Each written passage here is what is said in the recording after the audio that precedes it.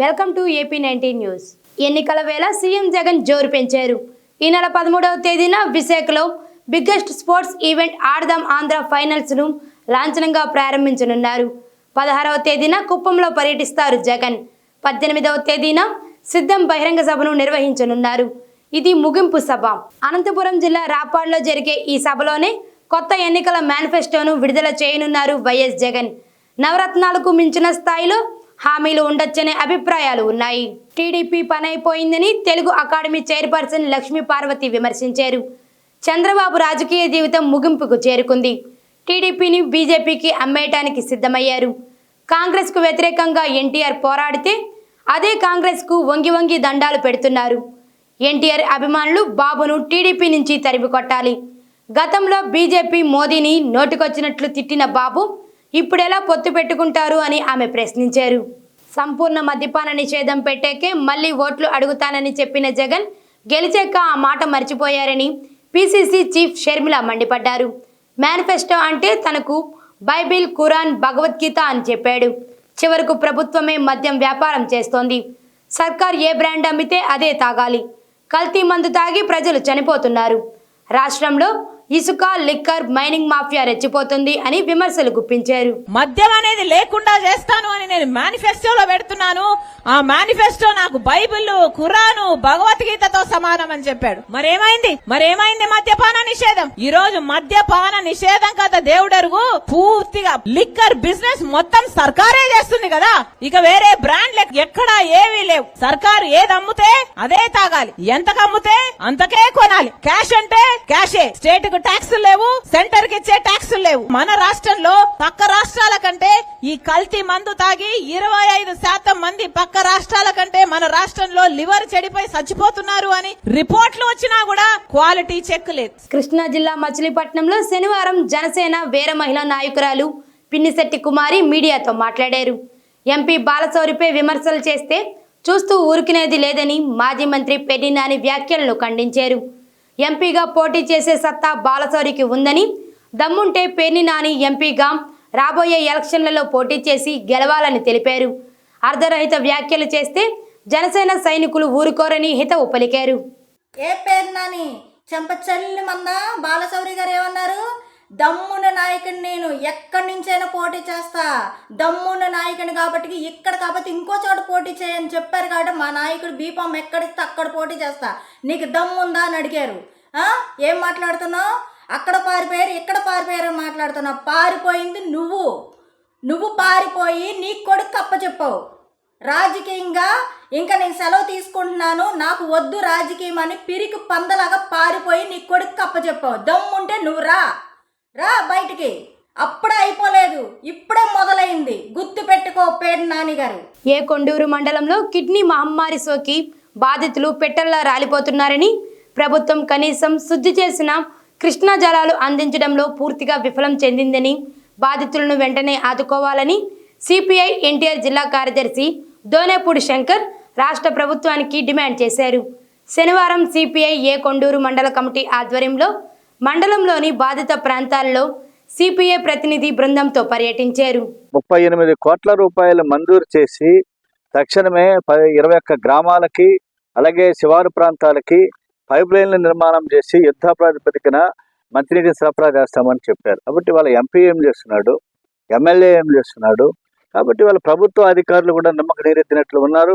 ఎన్నికల్లో ఎలా గెలుద్దామా, ఎలా ఓట్లు దండుకుందామా, ప్రజల్ని ఎలా తిరిగి మరి వాగ్దానం చేద్దామా, మోసం చేద్దామనేటువంటి ఆలోచనలు తప్పనిచ్చి కొండూరులో ఉన్నటువంటి కిడ్నీ బాధిత గ్రామాల ప్రజలకు మంచినీటి సరఫరా చేయడంలో ఈ ప్రభుత్వం వైఫల్యం చెందింది. ప్రత్యేకించి అధికార పార్టీ, వాళ్ళ ప్రతిపక్ష పార్టీ కూడా కేవలం 2 పార్టీలు కూడా ప్రజల్ని వాళ్ళ మోసం చేసినటువంటి పరిస్థితిని చూస్తున్నాం. కాబట్టి సిపిఐగా మేము డిమాండ్ చేసేటువంటిది తక్షణమే కృష్ణా జలాలను రక్షిత మంచినీటి సరఫరా పథకం ద్వారా తక్షణమే కృష్ణా జలాలను తాగునీటికి సప్లై చేయాలని చెప్పేసి సరఫరా చేయాలని డిమాండ్ చేస్తున్నాం. కృష్ణా జిల్లా మచిలీపట్నంలో శనివారం చిట్టిపాలెం గ్రామంలో ఇరు వర్గాల మధ్య ఉద్రిక్తత పరిస్థితి నెలకొంది.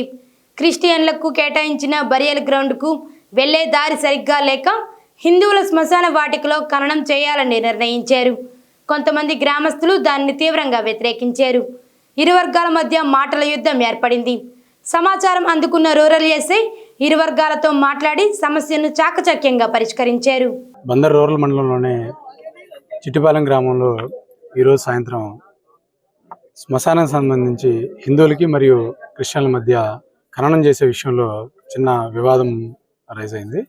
దానికి సంబంధించి మాకు స్టేషన్కి ఫోన్ కాల్ రావడం వల్ల ఇమీడియట్గా మేము మా సిబ్బంది అంతా వచ్చాము. ఇక్కడ హిందువులకు సంబంధించి ఒక శ్మశాన వాటిక ఉంది, అదేవిధంగా క్రిస్టియన్లకు సంబంధించి వేరే కేటాయిస్తున్నారు రెవెన్యూ వాళ్ళు.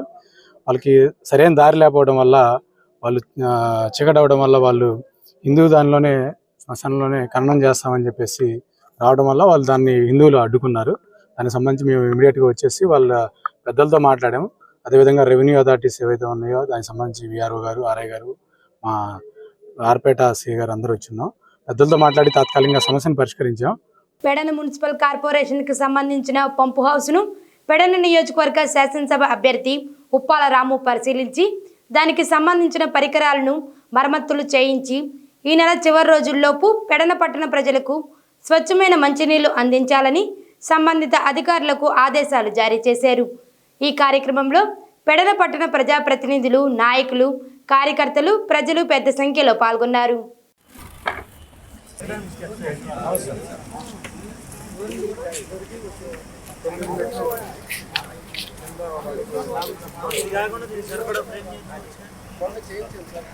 మచిలీపట్నం ప్రభుత్వ ఆసుపత్రి పిల్లల విభాగంలో ఇంజెక్షన్ వికటించి 7 చిన్నారులు తీవ్ర అస్వస్థతకు గురయ్యారు. వైద్యం పొందుతున్న చిన్నారులకు రోజు మాదిరిగానే శుక్రవారం రాత్రి ఇంజెక్షన్ చేశారు. ఇంజెక్షన్ చేసిన అరగంటకు విపరీతమైన చలి జ్వరం రావడాన్ని గమనించి వైద్యులు అప్రమత్తమయ్యారు. అస్వస్థతకు గురైన పిల్లలకు ప్రత్యేకంగా వైద్యం అందిస్తున్నారు. ప్రస్తుతం పిల్లల పరిస్థితి నిలకడగా ఉన్నట్లు తెలుస్తోంది.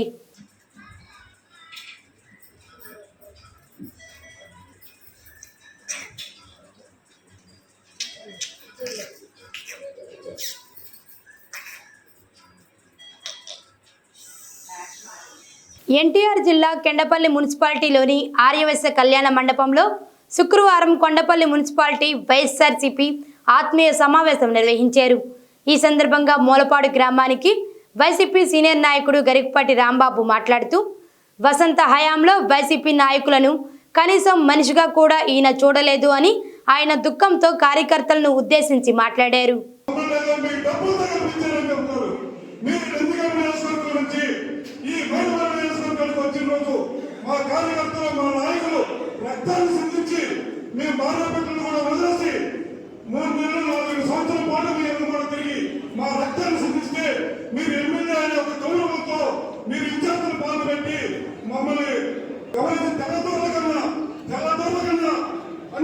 పరిపాలించారు మీరు.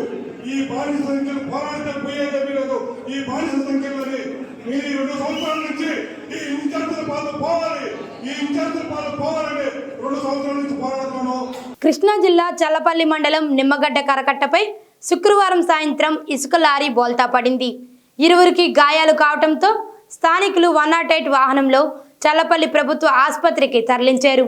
ఇసుక టిప్పర్లు అతివేగంగా ప్రయాణిస్తూ ప్రమాదాలకు నెలవుగా మారుతున్నాయని ప్రజలు వాపోతున్నారు.